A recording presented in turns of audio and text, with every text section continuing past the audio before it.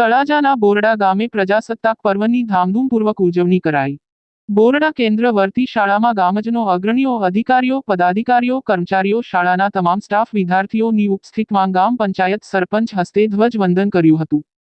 ગામ પંચાયત સરપંચે સલામી આપી ધ્વજવંદન કરી રાષ્ટ્રગીત સાથે પ્રજાસત્તાક પર્વની શુભેચ્છાઓ આપી હતી।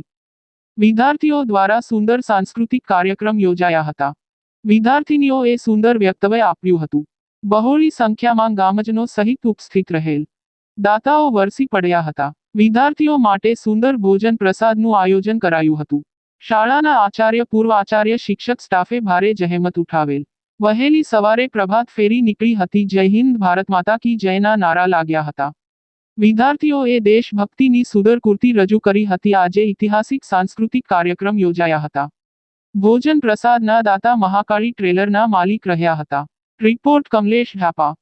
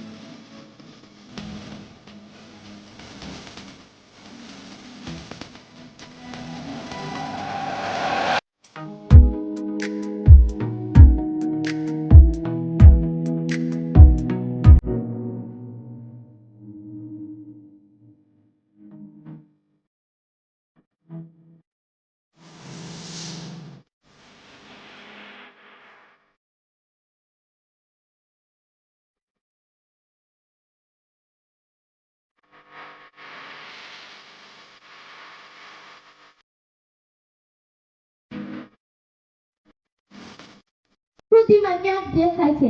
આજે જ્યારે આ વાત થાય ત્યારે મને કદાચ મેઘાણીજી સમજાય ત્યારે મને કહેવાની ઈચ્છા થાય, સત્તાની અમોલી શા માટે? કદાચ આ અનિશુદ્ધ સંસ્કૃતિને વિદેશી વાયરાઓની એવી તે નજર લાગી કે આપણી પ્રજા હજુ પણ પશ્ચિમી સંસ્કૃતિથી આકર્ષિત થાય છે, એની રહેણી કહેણી રીત રિવાજો અનુસરવા માંગે છે અને બસ પછી આવા જ બોલતી હોય, માતાનું માન ન રાખતી હોય, ભાઈ સાથે ભાઈને ભાઈઓ ના મૂકતી હોય, બેન સાથે બાદો ભાતાવતી હોય, પણ દીકરી મોટી થાય છે ને ત્યારે તે ગંભીરતા ધારણ કરી લે છે. શું લાવ્યા? અહીં કન્યાઓની લાગણીનો કોઈ વિચાર કરતું નથી. હકીકત આ લાગણીનો કોઈ વિચાર કરે ને તો राज्य पर तिरंगा लहराया है, हमारी खुददारी का क्या पूछेंगे? मौत सामने थी फिर भी दुश्मनों को पानी पिलाया. धन की शोभा सितारों से होती है, पुष्प की शोभा सुवासों से होती है, पुष्प की शोभा सुवासों से होती है, घर की शोभा बेटी से होती है, घर की शोभा बेटी से होती है. Thank you. जय हिंद, जय भारत. આ શાળાના આચાર્યશ્રી, શાળાનો સમગ્ર સ્ટાફ, વાલા વિદ્યાર્થી ભાઈઓ અને બહેનો તથા ઉત્તર ગુજરાતી શાળાના વિદ્યાર્થી ભાઈઓ અને બહેનો, તમામ ગામના વડીલો, માતાઓ અને બહેનો, આપ સૌ આ કાર્યક્રમની અંદર ઉપસ્થિત રહ્યા અને અમને સાથ સહકાર આપ્યો એ બદલ આપ સૌનો ખૂબ ખૂબ આભાર. અસ્તુ. ભારત માતા કી જય.